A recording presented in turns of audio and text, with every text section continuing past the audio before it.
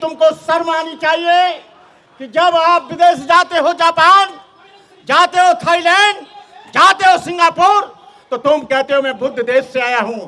लेकिन ये मोदी, तेरे को शर्म आना चाहिए कि 135 वर्ष से ये आंदोलन चल रहा है, बौद्धों पर जुल्म हो रहा है, उनका पानी रोका जा रहा है, उनके तम्बू और बम्बू को तोड़ा जा रहा है, उनको रात में उठाया जा रहा है, उनको बिजली नहीं दी जा रही है, उनको पानी नहीं दिया जा रहा है। आपने यदि हम लोगों को ये बुद्ध विहार नहीं सौंपा तो आप हमारी शांति की ज्यादा परीक्षा मत लेना। हम इस देश में जब ये आंधी और तूफान भड़केगा, जब इसकी आग भड़ेगी, तो मोदी जी आपके पास कोई फायर ब्रिगेड ऐसी नहीं है जो इस आग को बुझा सके। बाबा साहब अम्बेडकर ने हम लोगों को ये शक्ति दी है। बोध गया का मंदिर हम दो मत दो, लेकिन तुम्हारे लोकतंत्र को, तुम्हारी धर्मनिरपेक्षता को हम सारी दुनिया में नंगा करता रहेंगे। हमसे कहते हो कि आंदोलन बंद करो, देश की बेइज्जती हो रही है, देश का बेइज्जती हो रही है। अरे बेइज्जती हो रही है तो बेशर्मो, अरे बौद्धों के बुद्ध विहार को क्यों नहीं दे देते, बौद्धों के हाथ में क्यों नहीं सौंप देते? वो इसलिए नहीं सौंपना चाहते क्योंकि वहां पर 100 करोड़ से ज्यादा वहां पर पूरे दुनिया के बौद्धों का छड़ावा आता है और उससे ये मौज मस्ती करते हैं, उससे अपना ऐशो आराम करते हैं। यदि बौद्धों को ये बुद्ध गया का बुद्ध विहार मिल जाएगा तो हम बहुत से हॉस्पिटल खोल सकते हैं, बौद्ध भिक्षुओं के लिए ट्रेनिंग सेंटर खोल सकते हैं, बहुत से स्कूल खोल सकते हैं, गरीब मजलूमों की मदद कर सकते हैं। लेकिन उनको पता है, अरे मोदी जी, ये 1992 वाला आंदोलन नहीं रहा, ये आंदोलन अब सारी दुनिया में फैल गया है। ये आंदोलन ले लद्दाख में फैल गया है जो चाइना के बॉर्डर को पार करते हैं। ये आसाम, मिजोरम, मेघालय, त्रिपुरा और नागालैंड जहां से सरहदें लगती हैं, जो वहां पर आपको बांग्लादेश की सरहद लगती है, बर्मा की सरहद लगती है, मुसलमानों का मक्का मदीना, ईसाइयों का जेरूसलम, वैसे ही सारी दुनिया के बौद्धों की आस्था का पवित्र स्थल बुद्ध गया है। लेकिन भारत सरकार और प्रदेश सरकार जो 1949 एक्ट है, जो 26 जनवरी 1950 से पहले बना, उसको अपने आप जो हमारा आर्टिकल नंबर संविधान का है 25 से 28 तक उसे निरस्त हो जाना चाहिए। लेकिन ये दकियानुसी लोग जो नहीं चाहते कि बौद्धों का विकास हो और नहीं चाहते कि बुद्धों की उन्नति हो, ये लोग एक लंबे समय से उस पर बैठे हैं। ये जो आंदोलन है ये मोदी जी की कान में पहुंचना चाहिए। मोदी जी, तुमको शर्म आनी चाहिए कि जब आप विदेश जाते हो, जापान जाते हो, थाईलैंड जाते हो, सिंगापुर, तो तुम कहते हो मैं बुद्ध देश से आया हूं।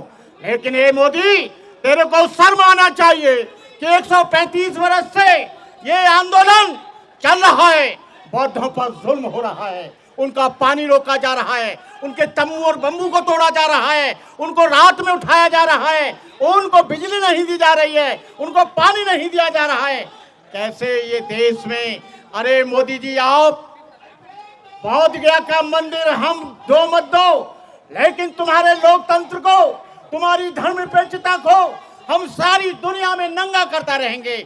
हमसे कहते हो कि आंदोलन बंद करो, देश की बेइज्जती हो रही है, देश का बेइज्जती हो रही है। अरे बेइज्जती हो रही है तो बेशर्मो, अरे बौद्धों के बुद्ध विहार को क्यों नहीं दे देते, बौद्धों के हाथ में क्यों नहीं सौंप देते? वो इसलिए नहीं सौंपना चाहते क्योंकि वहां पर 100 करोड़ से ज्यादा वहां पर पूरे दुनिया के बौद्धों का छड़ावा आता है और उससे ये मौज मस्ती करते हैं, उससे अपना ऐशो आराम करते हैं। यदि बौद्धों को ये बुद्ध गया का बुद्ध विहार मिल जाएगा तो हम बहुत से हॉस्पिटल खोल सकते हैं, बौद्ध भिक्षुओं के लिए ट्रेनिंग सेंटर खोल सकते हैं, बहुत से स्कूल खोल सकते हैं, गरीब मजलूमों की मदद कर सकते हैं। लेकिन उनको पता है, अरे मोदी जी, ये 1992 वाला आंदोलन नहीं रहा, ये आंदोलन अब सारी दुनिया में फैल गया है। ये आंदोलन ले लद्दाख में फैल गया है जो चाइना के बॉर्डर को पार करते हैं। ये आसाम, मिजोरम, मेघालय, त्रिपुरा और नागालैंड जहां से सरहदें लगती हैं, जो वहां पर आपको बांग्लादेश की सरहद लगती है, बर्मा की सरहद लगती है, थाईलैंड की सरहद लगती है। आपको बता दें कि आपने यदि हम लोगों को ये बुद्ध विहार नहीं सौंपा तो आप हमारी शांति की ज्यादा परीक्षा मत लेना। हम इस देश में जब ये आंधी और तूफान भड़केगा, जब इसकी आग भड़ेगी, तो मोदी जी आपके पास कोई फायर ब्रिगेड ऐसी नहीं है जो इस आग को बुझा सके। बाबा साहब अम्बेडकर ने हम लोगों को ये शक्ति दी है। बाबा साहब अम्बेडकर ना होते तो आज हम बौद्ध ना होते, बौद्धों की संख्या दिन प्रतिदिन इस देश में बढ़ती जा रही है। वो भगवान बुद्ध का पवित्र स्थल, भगवान बुद्ध को तुम मामूली मत समझो।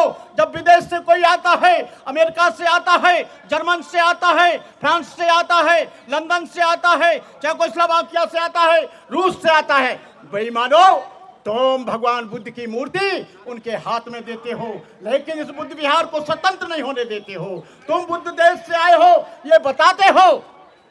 भगवान बुद्ध का संपूर्ण जीवन दया, करुणा, मैत्री, प्रेम, अहिंसा, बंधुत्व, समदृष्टि और समता से भरपूर था। बहुत से लोग कहते हैं कि आकाश लामा इसको चला रहा है। अरे कोई भी चलाए, हमारे सामने एक ही लक्ष्य है, महाबोधि महाविहार मुक्त होना चाहिए।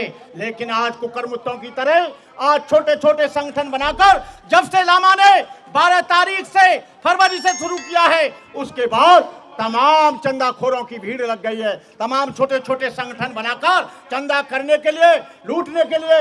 यदि तुम इतने ईमानदार हो और तुमको चाहिए, तुम लद्दाख में जाओ। हम लोग लद्दाख में गए हैं, आसाम गए हैं, मिजोरम गए हैं, अरुणाचल गए हैं, लेह लद्दाख गए हैं, पूना गए हैं। यहाँ भारत के हर कोने में 65 जगह पर हमारा आंदोलन चल रहा है। लेकिन कुछ लोग आकाश लामा को और ऑल इंडिया बुद्धिस्ट फोरम को बदनाम करने का प्रयास कर रहे हैं। लामा भाग गया, रुपया लेकर भाग गया। लामा ऐसा व्यक्ति नहीं है, लामा बुद्धिस्ट है, ट्रेडिशनल बुद्धिस्ट है। वो 1 रुपया इसमें से नहीं खाएगा, 1 रुपया भी इसका दुरुपयोग नहीं करेगा, 1 रुपया भी अपनी जेब में नहीं रखेगा। लेकिन वो लोग जिनको पैसा नहीं मिल रहा है, मैं इस बात को ज्यादा नहीं कहना चाहूंगा, लोग अपने कर्म से जेल गए, लेकिन नाम आ गया लामा के ऊपर। लामा ने किसी को भी जेल भेजने का प्रयास नहीं किया, लामा ने किसी के खिलाफ FIR नहीं कराई, लामा ने किसी को जेल नहीं भेजा। आज इस आंदोलन को हाईजैक करने के लिए रात को 2 बजे उन लोगों ने प्रयास किया। अरे तुमको हिसाब मांगने का कोई औचित्य नहीं है। हिसाब ऑल इंडिया बुद्धिस्ट फोरम करेगी, उसकी कोऑर्डिनेशन कमेटी करेगी, उसकी कोर कमेटी बनेगी। तुम यहाँ से आ गए कि हिसाब दो, तुमको कोई हिसाब नहीं दिया जाएगा।